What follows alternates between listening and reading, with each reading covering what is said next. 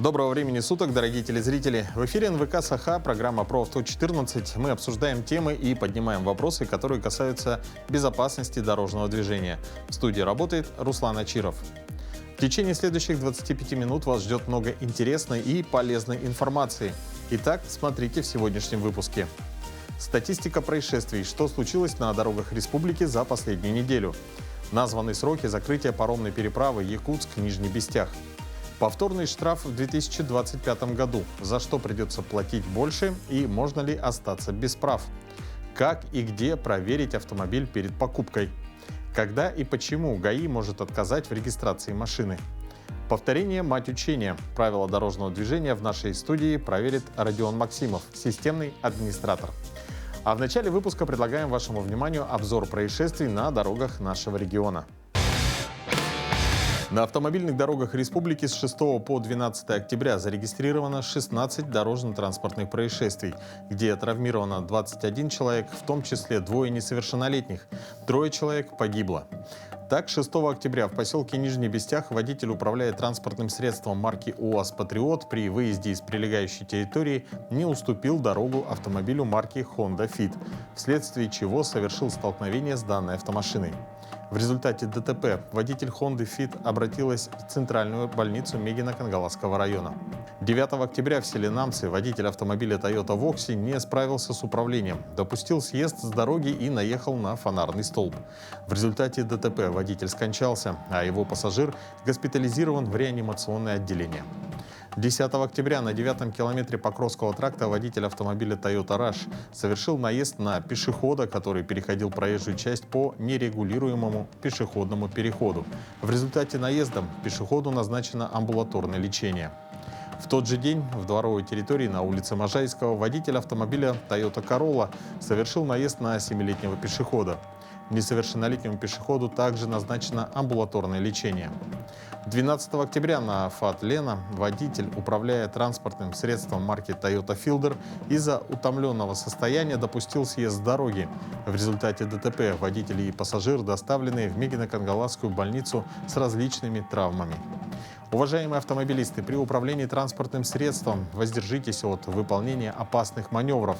Соблюдайте безопасную скорость, боковой интервал и дистанцию. Будьте внимательны к пешеходам. Заблаговременно снижайте скорость перед пешеходными переходами, вблизи остановок и в местах массового скопления людей. Если вы уверены, что один штраф за нарушение ПДД – это максимум, что вас может ожидать, для вас плохая новость. Повторное нарушение обойдется уже дороже, а иногда даже за это могут лишить водительских прав. Разбираемся, что такое повторный штраф, какие суммы актуальны на 2025 год и какие подводные камни есть в этой системе. В законодательстве России есть четкое определение. Повторным считается нарушение, совершенное в течение 1 года с момента исполнения наказания за аналогичное деяние. Повторным нарушением правил дорожного движения считается нарушение правил, которые водитель совершает в течение года после вступления в силу предыдущего постановления. Это касается тех случаев, когда водитель уже понес административное наказание, оплатил штраф или закончился срок лишения прав. Важно понимать, что год начинает отчитываться не с первого нарушения, а с даты вступления в законную силу постановления о наказании, то есть через 10 дней после того, как вы получили его копию, если не обжаловали. То есть, предположим, если вы оплатили штраф 5 октября 2025 года, то повторным аналогичное нарушение будет считаться до 5 октября 2026 года. И надо понимать, что повторные нарушения квалифицируются как более опасные для безопасности движения и поэтому наказываются строже. Это могут быть не только увеличенные суммы, но и лишение прав. Особенно, если нарушение было зафиксировано не камерой, а сотрудником ГАИ. Серьезнее всего в нашей стране наказывают за повторное управление автомобилем в нетрезвом виде.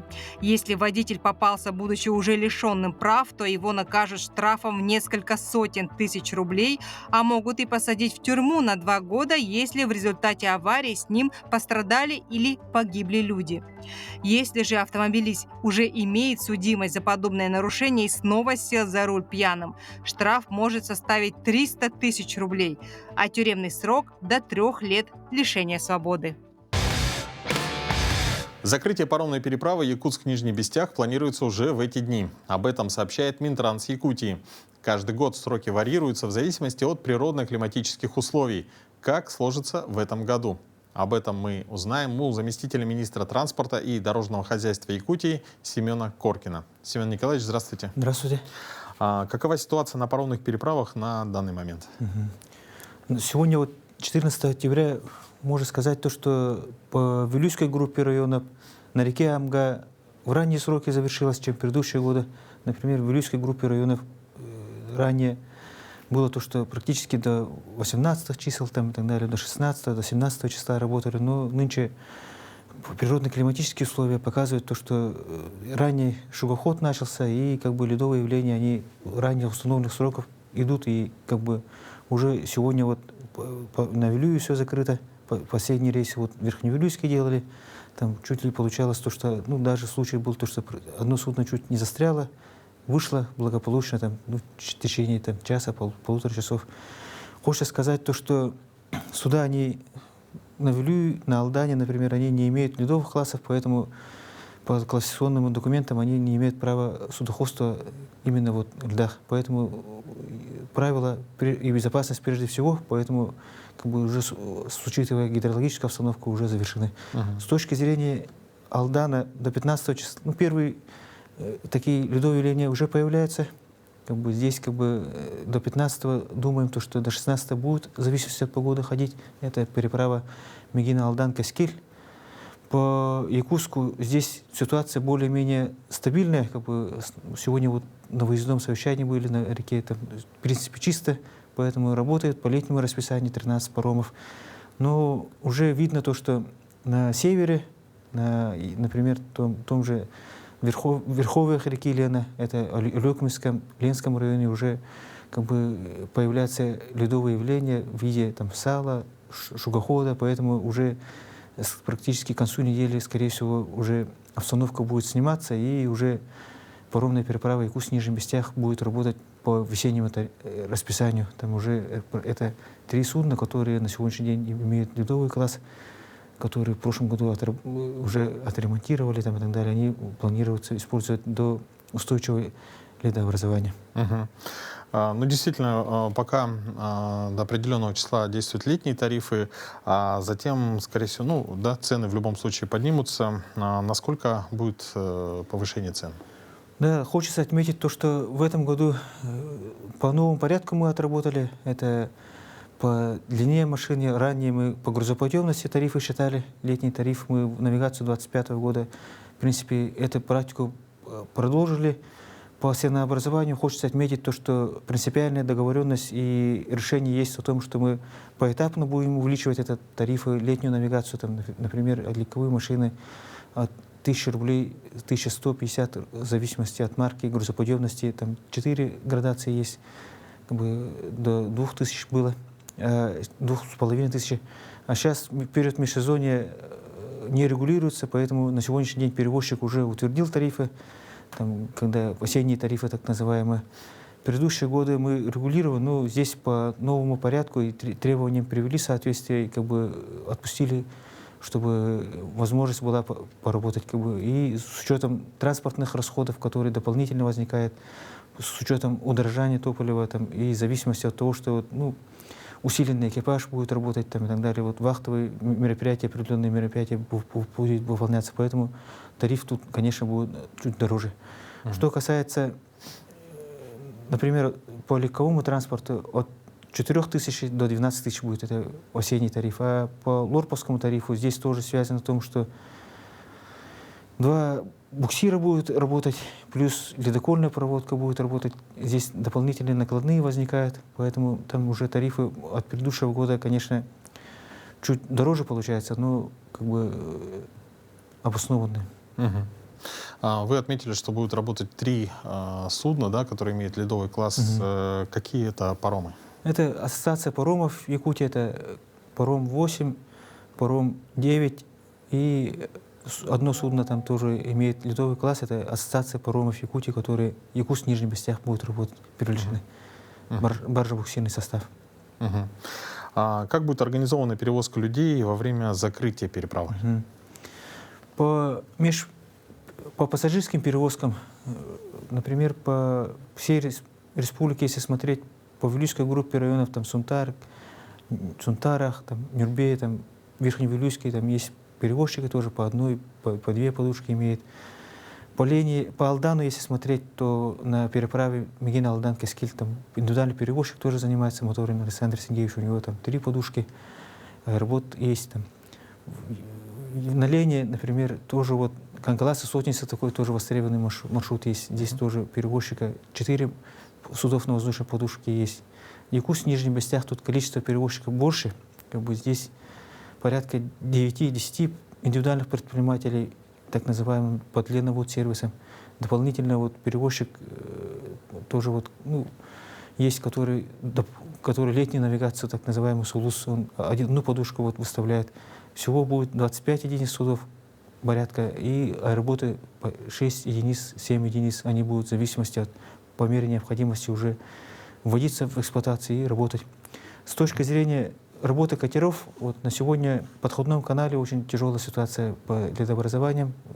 Ввиду низких температур уже подходной канал размывает ледовые. И дополнительно вот судно есть у рукавишников, на сегодня на ремонте стоит. Московский 11, он с ледовым классом, поэтому ожидаем то, что Московский 11 теплоход, он будет эксплуатироваться до 20-х чисел. И по расписанию, например, с Якутска он 9 утра уходит, 2 часа, и 17:30 будет людей возить, тоже вот как бы дополнительно это будет. И в 204-м микрорайоне пункт ожидания нынче на этой неделе будем вводить. Это благодаря вот совместной работе ЖДЯ будем, чтобы качество предоставляемых услуг было, ну, повышенное. Вот такой пункт ожидания, теплая остановка будет. Хочется напомнить, такой же пункт ожидания в Нижнем Бастяхе уже функционирует. Там пассажиров, ЖД там, и так далее, очень межмуниципальные перевозки. Уже люди в тепле будут как бы ожидать. С городом Якутск в прошлом году дорогу, вот так называемую станцию Намыв, достроили. Уже развязка автобусов есть, поэтому ну, такой логистический центр будет функционировать. Что касается по тарифам, тоже тарифы сейчас перевозчики обсуждают. Здесь ну, от 2000 до 5, в зависимости от гидрологии. Но осенний период, тут с прибитием сложностей не бывает. Там в основном работа судов на воздушной подушке, пассажиров будет возить, а груза там, аэроботами тоже. Но в основном проблема бывает в осенний период прохождения паводка, когда вот тяжелая ситуация, вот 2-3 дня происходит именно интенсивное ледообразование. Я напоминаю, что у нас в гостях был Семен Николаевич Коркин, заместитель министра транспорта и дорожного хозяйства республики. Ну а я напоминаю всем телезрителям планировать поездки заранее и перевозить грузы заблаговременно. Самое неприятное, что может случиться со счастливым приобретателем автомобиля, это конфискация транспортного средства и необходимость давать показания по уголовному делу. Учитывая, что по действующему законодательству присутствие продавца в ГАИ не обязательно, со всеми проблемами новому владельцу придется разбираться самому. Вот почему проверка автомобиля по ВИН в базе ГАИ перед покупкой – это важнейшее правило безопасной сделки. По статистике, каждый квартал в России похищают более 130 тысяч автомобилей, а потом выставляют их на продажу. Покупателя краденого транспортного средства ждет конфискация авто и необходимость в даче показаний по уголовному делу. При этом саму сделку никто не отменяет.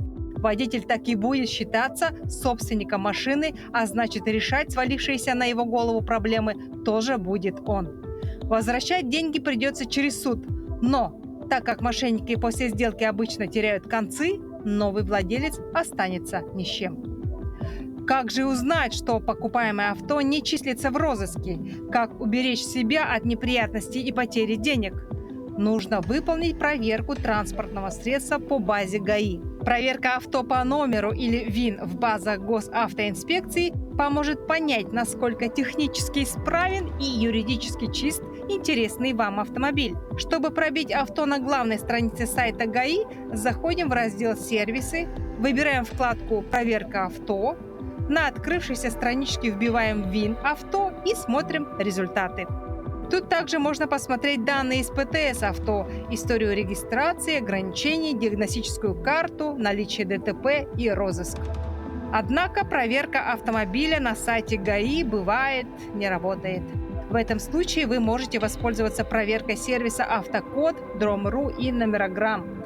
По госномеру вышеназванные сервисы предоставят информацию не только из базы ГАИ, но и из других официальных и коммерческих источников – ФНС, ФТС, реестр такси, страховых компаний, банков, автодилеров и других. Из отчета вы узнаете полную историю автомобиля от ограничений залогов до истории пробегов. Финальным этапом покупки автомобиля с пробегом традиционно становится его регистрация в ГАИ.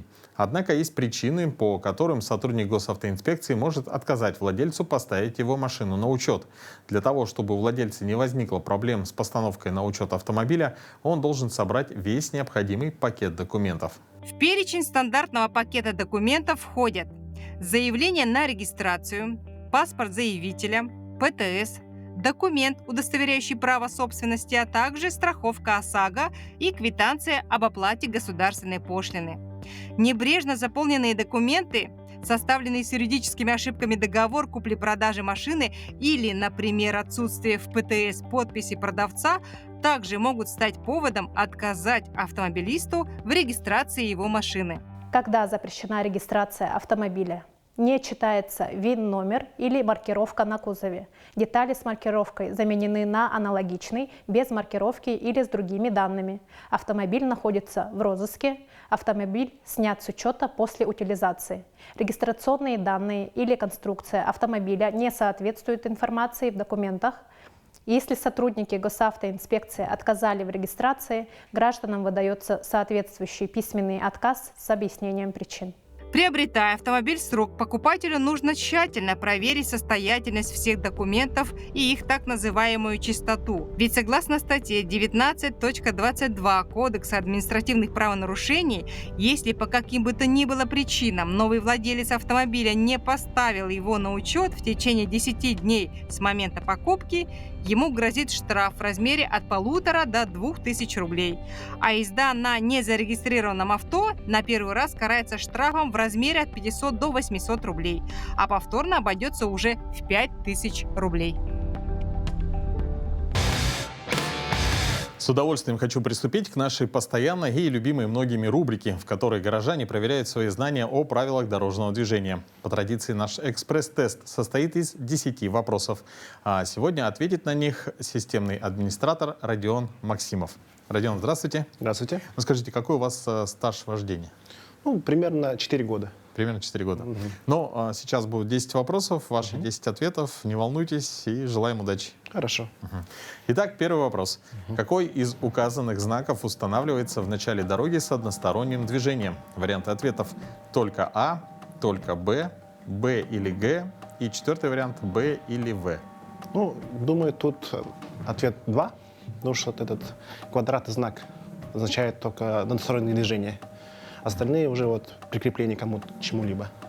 Вариант номер 2, только Б. Принято. Следующий вопрос. При повороте направо вы, варианты ответов: имеете право проехать перекресток первым, должны уступить дорогу только пешеходам. Третий вариант: должны уступить дорогу автомобилю с включенными проблесковым маячком и специальным звуковым сигналом, а также пешеходам. Тут выберу третий вариант, так как тут видно, что машина ДПС, включены проблесковые маячки и звуковой сигнал. У них есть всегда преимущество. Преимущество. Третий вариант принято. Следующий вопрос. Вам разрешено выполнить поворот направо. Варианты ответов: только по траектории А, только по траектории Б, по любой траектории из указанных. Так, тут первый вариант, так как надо поворачивать сразу ближе стоящую дорогу. Вариант номер 1 принято. Следующий вопрос. Вы намерены повернуть направо. Ваши действия. Варианты ответов: проедете перекресток первым. Второе: уступите дорогу легковому автомобилю. Третье: уступите дорогу обоим транспортным средствам. Тут проеду первым. Первый вариант. Вариант номер 1 принято. Следующий вопрос. Разрешен ли вам обгон? Варианты ответов: разрешен. Второй вариант: разрешен, если обгон будет завершен до перекрестка. И третий вариант: запрещен. Первый вариант тоже разрешен. Вариант номер 1 разрешен. Принято. Следующий вопрос. Разрешено ли вам движение? Варианты ответов. Разрешено только направо. Разрешено только для выполнения разворота. И третий вариант. Запрещено. Так, регулировщик. Думаю, запрещено скорее, да, третье. Вариант номер 3. Принято. Следующий вопрос. Разрешено ли вам после опережения первого автомобиля продолжить движение по левой полосе вне населенных пунктов? Варианты ответов. Разрешено. Разрешено, если вы намерены опередить второй автомобиль. И третий вариант. Запрещено. Тут второй вариант, так как мы хотим сделать обгон не населенного пункта. То есть нам можно разрешено сделать обгон сразу двух машин, потом уже перестроиться направо. Принято. Вариант номер 2. Следующий вопрос. Кто из водителей, выполняющих поворот, нарушит правила? Вариант ответов. Оба. Только водитель легкового автомобиля. Только водитель мотоцикла. И четвертый вариант. Никто не нарушит. Так, тут нарушили оба, так как там стоит знак движения только прямо перед светофором, то есть преимущество имеет этот знак. То есть все они оба нарушили, так как они поворачивают направо и налево. Вариант номер 1. Принято. Следующий вопрос.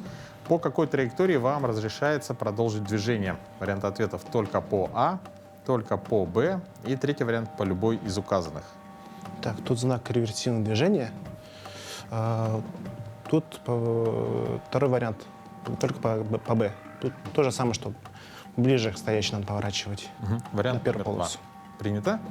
И последний вопрос. Разрешается ли вам поставить автомобиль на стоянку в указанном месте? Вариант ответов. Разрешается. Второй вариант. Разрешается, если вы проживаете рядом с этим местом. И третий вариант. Запрещается. Тут стоит знак запрещения и протяженность, то есть третье. Вариант номер 3. Номер 3, да. Запрещается. Ага, принято. Итак, дорогие друзья, Родион ответил на все 10 вопросов. И сейчас результаты проверит преподаватель ПДД, эксперт Анастасия Бушуева. Добрый вечер, уважаемые телезрители. Итак, проверим знания по правилам дорожного движения Родиона. Первый вопрос. Какой из указанных знаков устанавливается в начале дороги односторонним движением? У нас здесь знак Б. 5-5 – это одностороннее движение. Здесь ответ был правильным. Здесь мы, конечно, должны уступить дорогу автомобилю, включенным проблесковым маячком и специальным звуковым сигналом, и пешеходов, конечно, не забываем. Не пропуск спецтранспорта с 1 сентября предусмотрен штраф от 7,5 до 10 тысяч рублей и лишение прав от 6 месяцев до года.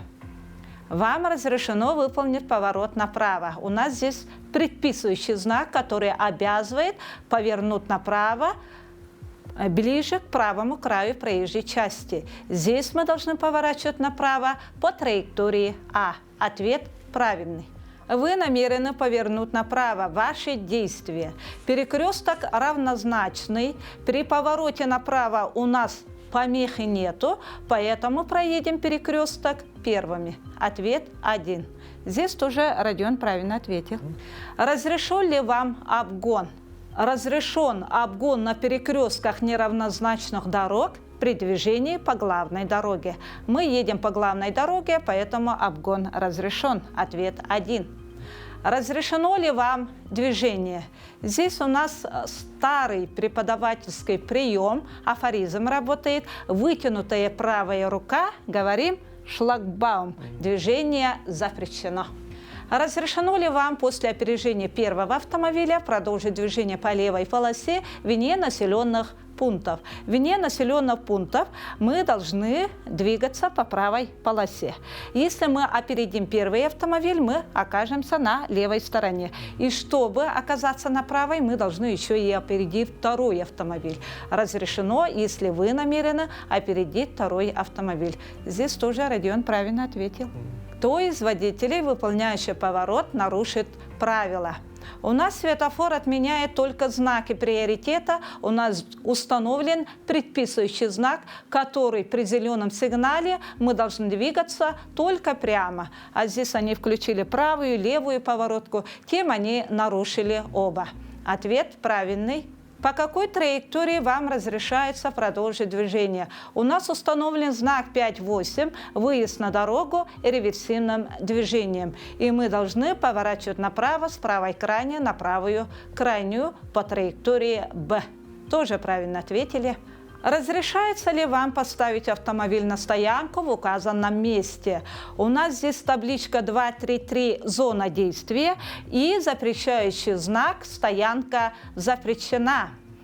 И имеет протяженность 50 метров от знака. Здесь 50 метров нету, поэтому здесь у нас стоянка запрещается. Здесь тоже Родион правильно ответил. Итак, Родиону были заданы 10 вопросов из темы проезд перекрестков, сигналы светофора и регулировщика и проезд перекрестков. И ответил на все вопросы правильно.